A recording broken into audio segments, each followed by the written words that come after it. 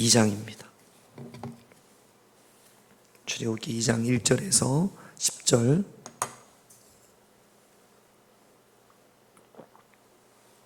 제가 한 절, 여러분들이 한 절 그렇게 교독합니다. 출애굽기 2장 1절에서 10절입니다.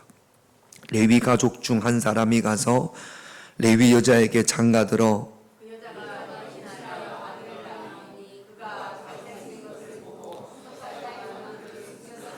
더 숨길 수 없게 되매 그를 위하여 갈대 상자를 가져다가 역청과 나무진을 칠하고 아기를 거기 담아 나일 강가 갈대 사이에 두고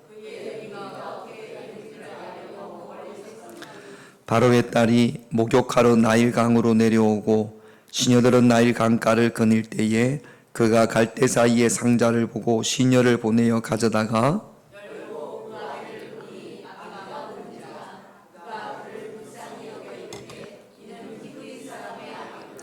그의 누이가 바로의 딸에게 이르되 내가 가서 당신을 위하여 히브리 여인 중에서 유모를 불러다가 이 아이에게 젖을 먹이게 하리이까.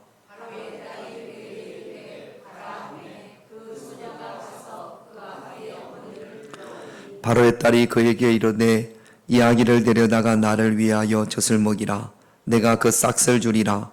여인이 아기를 데려다가 젖을 먹이더니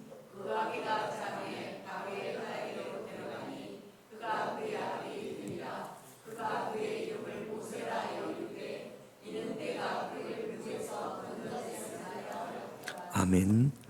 오직 주만 바라보나이다. 주일, 어제 또 오늘 말씀입니다. 오직 주만 바라보며 기도하려고 하면 오직 주만 바라보지 못하게 하는 일들이 생깁니다. 독감 예방종 주사 맞고 아파가지고 못 오시는 분, 장례식이 있어서 우리 이영자 집사님 딸 전미경 집사님 시아버지가 돌아가셨어요. 그래서 여기 남대정 장례식장인데 혹시 조문 가시려고 하시는 분들은 내일 11시에 교회에서 출발하겠습니다. 그래서 장례식 때문에 못 오셨고 또 뭐 모임 이런저런 모임 때문에 못 오셨습니다. 그분들은 땡 떨어졌습니다. 하나가 빠지면 그 아구가 안 맞잖아요.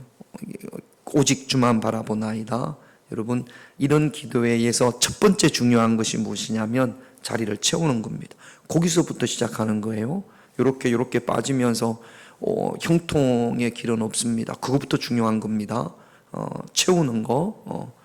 그 다음에 그 시간마다 전해주신 선포되어지는 하나님 말씀을 통해서 은혜 받고 기도할 때 오직 주만 바라보며 기도할 때 하나님께서 함께 하시고 또 형통의 길을 열어 주실 줄로 믿습니다.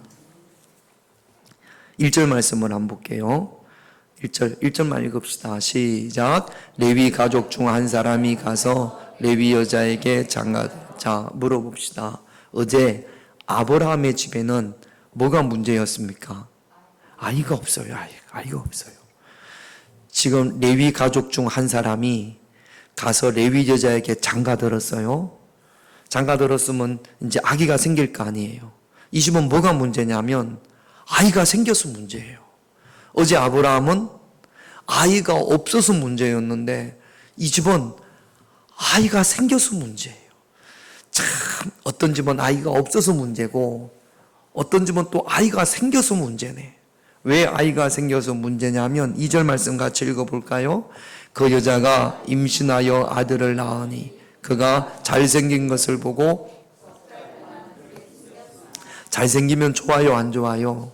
금방 태어난 아기가 얼마나 잘생겼는지는 모르겠습니다만 아이가 잘생기면 좋잖아요. 그래요, 안 그래요?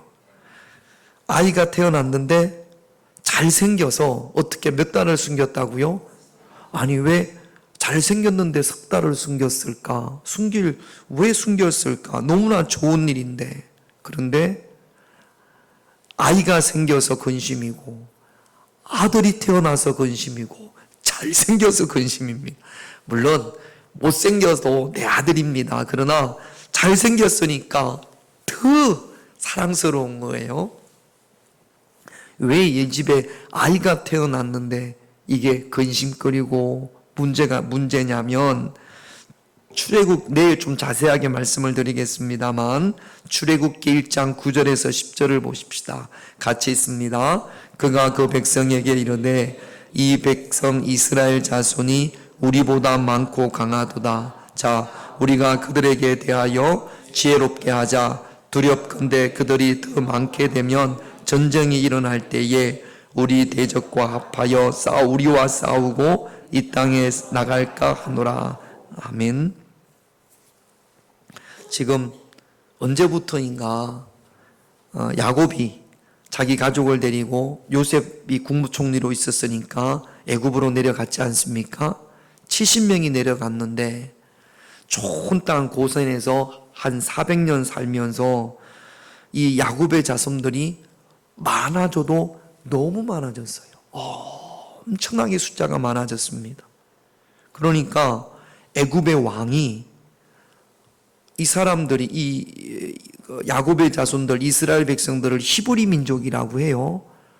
히브리 민족이 이게 두려움의 대상이 돼 버렸습니다. 이놈들 봐라. 이놈들 이거 그냥 두면 안 되겠네. 너무 많아지는 거 있죠. 지금 이 히브리 민족이 애굽에서 제일 낮은 그런 계급에 속해져 있었어요. 특별히 애굽 사람들은 양치는 사람들을 되게 무시했습니다. 자, 조선시대 때 제일 계급이 낮은 사람들은 어떤 직업을 가지는 사람들이었죠? 백자로 시작합니다. 백정. 백정 보신 적이 있으세요? 저희 요즘 식육점 하시는 분들 보고 백정이라고 그러면 큰일 나잖아요. 저희 어머니가 살아 계셨으면 한 100세 정도 되셨으려나? 한 90대 후반 됐을 겁니다. 저희 어머니도 어렸을 때 그 동네에 백정이 있었다네요. 그러면 이제 우리 장로님 정도, 우리 박 장로님 정도 이렇게 연배가 되는 분한테, 남자한테 어느 만한 애가 가서 고기 한 것만 주게 그랬답니다. 백정들한테는 그때만 하더라도 그럼 다 그렇게 하니까. 그러니까 조선시대 때는 제일 낮은 계급이 백정이었는데, 그런데 애굽에서는 제일 낮은 계급이 어떤 사람이냐면 양치는 사람이었어요. 애굽은 양을 부정한 짐승으로 생각을 했답니다. 이 사람들은 제일 낮은 계급에다가 그 다음에 거의 노예처럼 살았어요. 애굽의 이집트의 그 큰 건물이 뭐가 있습니까? 피라밋이라든지 아니면 여러 신전이라든지 이런 것을 짓는데 동원이 됐고, 요즘 TV나 다큐멘터리 같은 데 보면 월급을 제대로 줬다고 그러는데 그분들 이야기고, 성경에 있는 이스라엘 사람들의 이야기를 들어보면 노역이 이만저만하지 않습니다. 그렇게 종처럼 살았단 말이죠. 그런데 지금 애굽 왕의 걱정이 뭐냐면 전쟁이 일어났을 때, 다른 나라 사람들이 쳐들어왔을 때 이 히브리 사람들이 생각을 달리 먹고 저쪽 사람들한테 붙으면, 적군한테 붙으면, 그러면 우리나라 사정도 너무나 잘 알고, 그래서 이들이 반역을 하면 큰 위협이 될 수 있기 때문에, 그래서 그 전쟁의 반대편에 서가지고 이겨놓고 그 다음에 자기들이 탈출하려고 하는, 그럴까봐 걱정이 되어져서 그래서 인구 조절을 좀 해야겠다 싶었습니다. 그래서 어떻게 인구 조절을 하냐면 남자아이가 태어나면 죽이게끔 했어요. 지금 생각하면 말이 안 되는데 이런 역사가 로마 시대에도 있었어요. 어떤 민족이 많으면 영아들을 죽임으로 인구를 조절을 했던 모양입니다. 그때 누가 태어났어요? 모세가 태어났어. 못돼. 자, 봐봐요. 남자면 죽여야 돼. 아들이면 죽여야 돼. 그런데 우리 양원사님이 아이를 뵀어요. 임신을 했어. 걱정이 돼요, 안 돼요? 권사님, 걱정이 돼요, 안 돼요? 아들이 태어나면 좋겠어요? 딸이 태어나면 좋겠어요? 딸? 그런데 그거 알아요, 몰라요? 제발 딸이 태어나라, 제발 딸이 태어나라. 아브라함 집에는 아이가 없는 게 걱정이었는데 이 집은 아이가 생겨서 걱정이에요. 그런데 누가 태어났어요? 아들이 태어났어요? 딸이 태어났어요? 아들이 태어나서 어떻게 해야 돼요? 어떻게 아들이 태어나면 어떻게 해야 돼요? 법이 죽여야 돼요. 죽이려고 보니까 이 너무 잘생겼네. 못생겨도 뭐 죽일 수는 없지만 너무 잘생겼어. 그래서 어떻게 했어요? 얼마나 숨겼어요? 석 달을 곧 키울 때 아기가 울음소리가 밖으로 나갈까요? 안 나갈까요? 지금처럼 방음이 잘 돼 있으면 모르지만 옛날에는 소리가 다 밖으로 들렸을 거란 말이죠. 엉에 울면 옆집 사람이 들을까요? 안 들을까요? 그리고 집집마다 이제 모세 엄마 이름이 뭐예요? 요자로 시작해요. 요자. 요괴배. 자, 요괴배. 옆집 사람이 보니까 요괴배 씨 배가 이만큼 불렀는데, 그런데 어느 날 속 들어가면 아기를 낳은 거예요? 안 낳은 거예요? 자, 양권사님 태어났어. 아들이야. 어떻게 해야겠어요? 배 나온 거. 배가 푹 꺼졌으면 아들 낳았어, 딸 낳았어 물으면 뭐라고 할 거예요? 예? 딸 낳았다. 검사로 오면 어떻게 또? 딸인지 아들인지 봅시다 그러면. 어떻게 할 거예요? 어떻게 속여? 이렇게 수건을 딜딜 감아야지 배가 이렇게 튀어나오게 아이를 안 낳은 것처럼. 그런 영화 안 봤어요? 이렇게 해가지고 아직 왜 안 태어나는지 모르겠다고. 그런데 석 달을 숨겼어요. 더 이상 할 수가 없어요. 태어난 아들을 위해서 요괴비시 할 수 있는 최선. 김영래 권사님 어떻게 하겠어요? 어떻게 숨기겠어?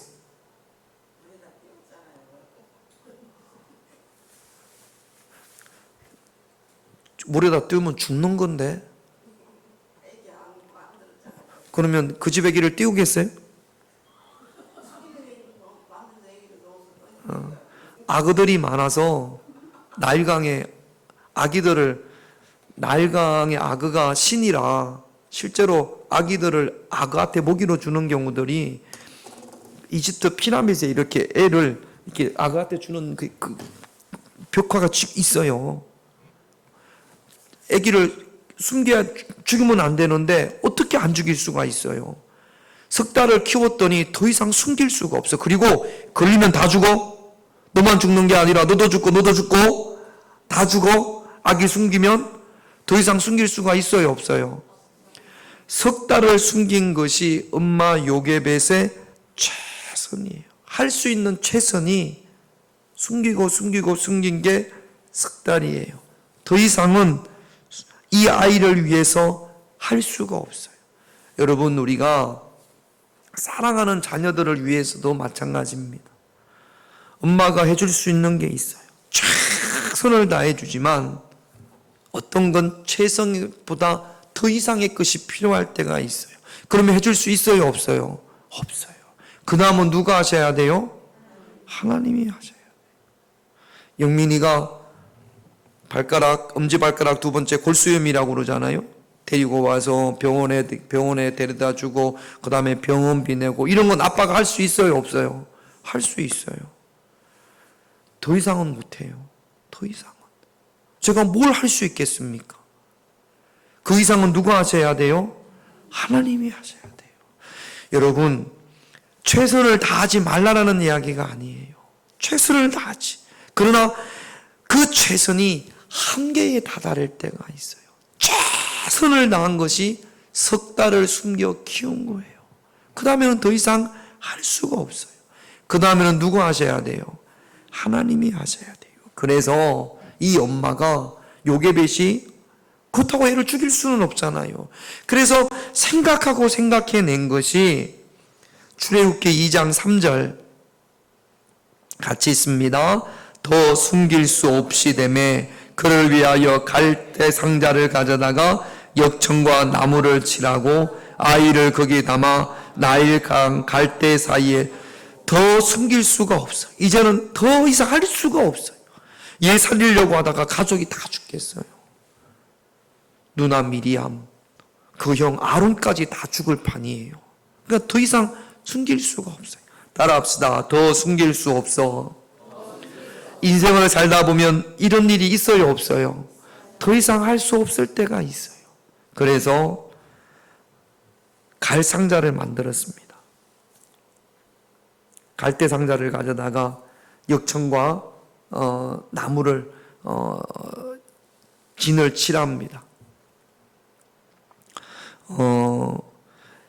요 갈대 상자를 만드는 엄마의 마음이 어떨까요?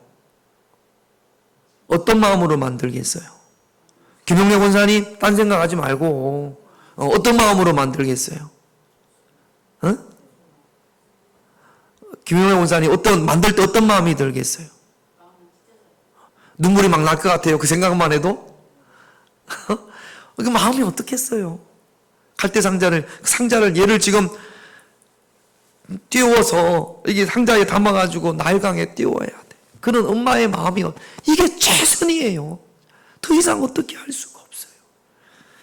여러분, 요 상자를 이스라엘 말로, 히브리 말로 테바라고 한답니다. 뭐라고 한다고요?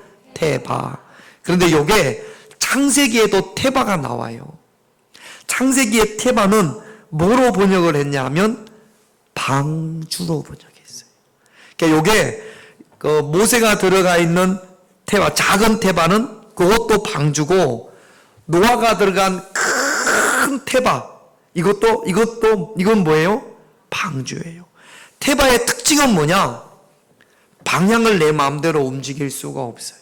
자, 우리 교회만한 나무 상자를 만들었어요. 그 다음에 우리가 다 거기 들어갔어. 그리고는 부산 앞바다에 띄웠어요. 노도 없고 돛대도 없어요. 그러면 우리는 어디로 흘러가게 됩니까? 누구 마음대로 흘러가는 거예요? 물만대로? 방주가 그래요. 내 마음대로 북쪽으로 가자, 남쪽으로 가자 선택할 수 없이 그냥 맡기는 겁니다. 누구한테 맡기는 거예요? 하나님한테 맡기는 거예요. 그 의미예요. 지금 요괴벳이 상자를 만들었어요. 테바예요. 방주예요. 누구한테 맡기는 거예요? 하나님 앞에 맡기는 거예요. 그리고 미리암을 불러, 미리암아. 미리암이 누구예요? 누나. 모세 누나. 미리암 이라봐. 내 동생을 띄워야 되는데 내 동생이 어떻게 되는지 네가 한번 봐봐. 그래가지고 갈대 숲 사이에다가 요 상자를 요렇게 놨어요. 그리고 누나가 이렇게 봅니다.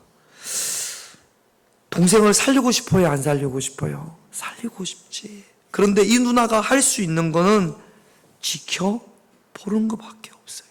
혹시 바람이 불거나 아그가 확 덮치면 내 동생은 죽는 거예요. 그러니까 엄마가 할 수 있는 최선을 다했고 누나가 할 수 있는 최선을 다했어요. 엄마가 할 수 있는 최선, 아이를 석 달밖에 살릴 수가 없었고 누나가 할 수 있는 최선은 그냥 지켜보는 것밖에 없습니다.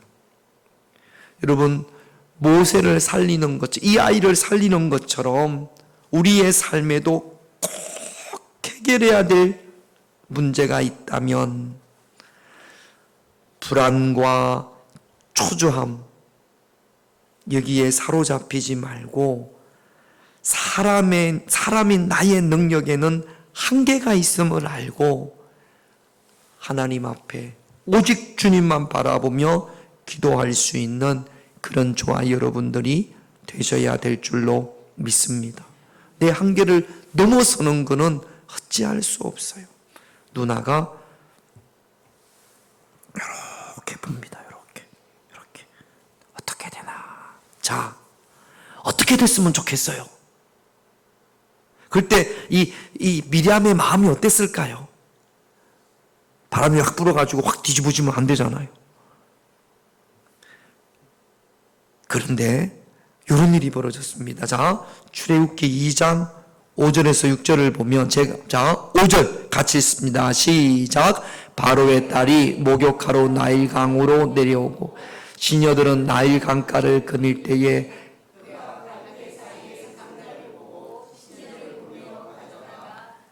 자, 잠깐만. 5절만. 재수가 없어도 이렇게 재수가 없을까?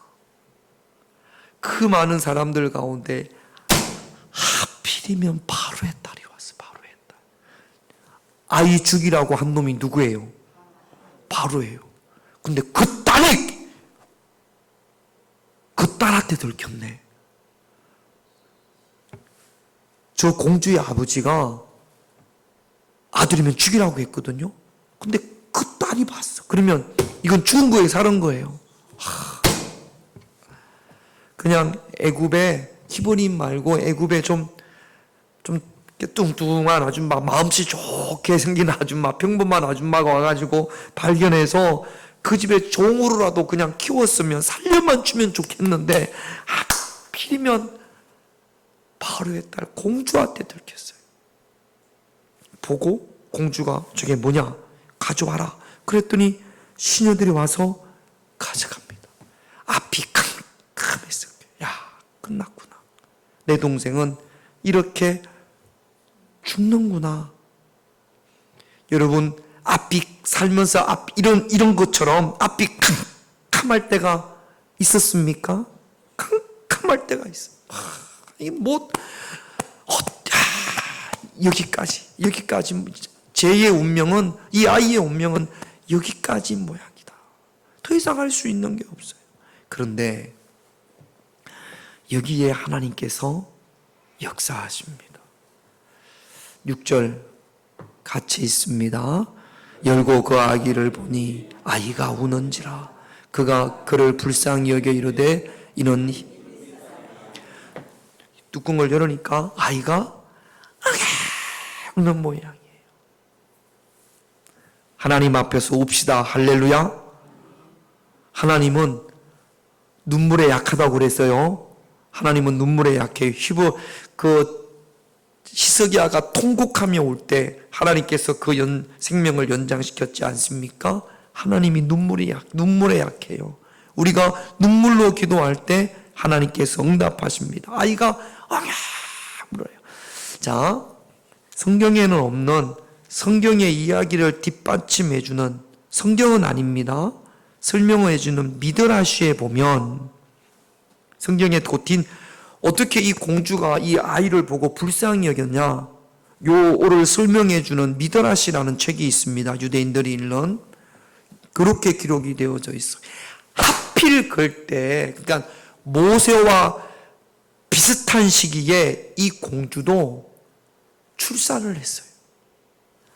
아들을 낳았어, 아들을. 누가 출산했다고, 양권사님? 못 들었네. 잘 들어야지. 공주가 누구를 낳았어요?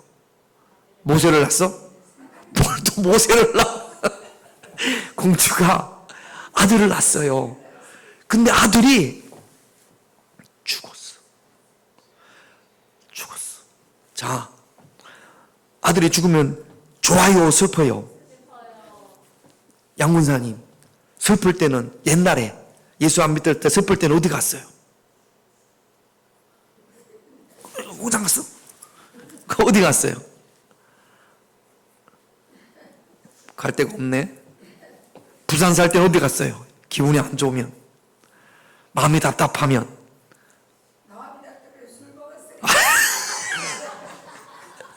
어디서 술 먹었어? 어디서? 식당에서? 우리 좀 이렇게 품격 있게 좀 지냅시다. 마음이 답답하면 강할리 바다를 가야지. 태종대 바다를 가야지. 그러니까 이 공주가 마음이 답답해서 아이가 이렇으니까 어디를 가겠어요? 그 강 이름이 뭐예요? 나일강. 이게 아구가 좀 맞는 거지. 막 아이를 잃었으니까 슬퍼요, 안 슬퍼요? 그래서 나일강에 갔어. 갔더니 상자가 있네. 열어봤더니 누가 있어요? 내 아기야. 이름을 뭐라고 줬어요? 물에서 건졌다라는 뜻이에요. 애굽말. 이게 의역을 하면 누가 나한테 준 거예요? 아니 모세는 하나님, 아니 바로의 공주는 하나님을 모르는데, 하나님을 안 믿는 사람인데 누가 준 거예요? 나일강이 나한테 준 거예요. 나일강. 내 아들이 죽은 걸 알고 나일강이 나한테 이 아이를 선물로 줬어. 그런데 이 아이를 싸는 강포라고 그러죠. 여기 히브리인들 거네. 히브리인 아이는 어떻게 해야 돼요? 공주가 아니면 죽었어. 이 아이는 공주기 때문에 이 아이를 살릴 수 있는 거예요. 누나가 볼 때는 아이고 재수 더럽게 없네, 이제는 끝인가 보네, 아이고 재수도 저렇게 없을까 그랬을 텐데, 재수가 없는 게 아니고 하나님이 이렇게 역사하신 거죠. 공주로 하여금 불쌍히 여기는 마음이 생겨서. 여러분, 하나님은 지금 이 아이가 죽고 사는 문제 여기만 골똘히 보는 게 아니에요. 하나님은 이미 이 아이를 통해서 출애굽을 계획하고 계십니다. 그래서 이 아이가 바로와 맞서서 출애굽을 할 수 있게끔 왕궁으로 넣는 거예요. 그냥 뭐 죽여라 살리라 그러면서 막 그런가 봐 이런가 봐 하지만 모든 것이 하나님의 섭리 가운데 이거를 처음부터 요게벳이 알았다면, 그러면 보자기 갈대 상자를 만들면서 역청을 만들면서 눈물을 tum벙tum벙 흘리면서 우리 애는 어쩔까 그런 마음이 있을까요 없을까요? 아이고 이 아이는 나중에 출애굽의 주인공이 될 거니까 할렐루야 룰루랄라. 그런데 우리가 그걸 알아요 몰라요? 그러니까 불쌍한 우리 새끼 어떻게 알아? 이게 어쩔 수가 없어요. 누나 미리암도 나중에 이 아이가 커가지고 모세가 돼가지고 바로와 맞서가지고 10가지 재앙 가운데 이스라엘 백성들을 하나님의 약속의 땅으로 이끌어 그럴 줄 알았다면, 강가 공주가 봤을 때 맞아 벌써 이렇게 되는구나 이랬을 텐데, 이 아이가 누나가 알아요 몰라요? 몰라요. 우리는 알아요 몰라요? 우리 앞니를 알아요 몰라요? 알아요? 몰라요. 그래서 답답해해요. 그러나 성경에서 우리에게 답답해하지 마라, 두려워하지 말라, 놀라지 말라, 모세에게 한 것처럼 똑같이 우리는 하나님의 자녀잖아요. 너희들도 이렇게 될 거야 라고 말씀하시는 줄로 믿습니다. 내 상황과 처지와 형편을 넘어서는 분, 우리는 절대로 우리의 능력 이상으로 못해요. 인간의 한계는 형편과 처지의 상황에 갇혀 있을 수밖에 없어요. 그것을 넘어서는 분이 하나님인 줄로 믿습니다. 그러니까 여러분, 아니 그렇지, 정말로 내가 그 자리에 내 핏덩이를 갈대 상자에 싸서 내보낸다 그러면, 지금도 그런다 그러면 얼마나 힘들까요? 안 힘들겠어요? 하나님이 역사하신다고 룰루랄라 하겠습니까? 그렇지 않습니다. 슬픈 마음, 불안한 마음, 두려운 마음이 생기지 않을 수 없어요. 그러나 오직 주님만 바라보며 하나님의 도우심을 구하는, 그래서 형통케 되어지지 않습니까? 생각지도 못한, 이제는 죽었구나 했었는데 오히려 죽은 것이 아니라 바로의 아들로 왕자로 자라는 그런 형통케 되는 복이 저와 여러분들에게 있어야 될 줄로 믿습니다. 오직 주님만 바라보며 기도할 수 있는 그런 저와 여러분들이 되시기를 주님의 이름으로 축원드립니다. 나에게도 저런 역사가, 그 중간중간에 가슴 아픈 일이 있어도 이 모든 것이 하나님의 선을 이루게 하옵소서. 오직 주님만 바라보겠습니다. 기도할 수 있는 그런 저와 여러분들이 되시기를 바랍니다. 기도 제목 보겠습니다. 같이 있습니다. 시작. 대적할 능력이 없고 어떻게 할 줄도 알지 못하옵고 오직 주만 바라보나이다. 여호사밧의 기도지만 오늘 말씀에 보면 누구의 마음과 같아요? 모세의 엄마 요게벳의 마음과 같아요. 똑같아요. 할 줄도 모르고 능력도 없고 어떻게 할 줄도 모르고 오직 주만 바라봅니다. 요게벳의 마음이었고 누나 미리암의 마음입니다. 고백입니다. 능력도 없고 어떻게 할 줄도 몰라요. 오직 주님밖에 바라볼 수밖에 없어요. 2번 같이 있습니다. 오직 주님만 바라보며 기도할 때에 형통의 길을 열어 주시옵소서. 주님만 바라보고 기도할 때 하나님께서 형통의 길을 열어 주셔야 될 줄로 믿습니다. 우리에게, 우리 사랑하는 자녀들에게 오직 주님만 바라봄으로 저들에게 형통의 길을 열어 주옵소서. 기도할 수 있는 이 시간이 되어지기를 원합니다. 우리 찬양하고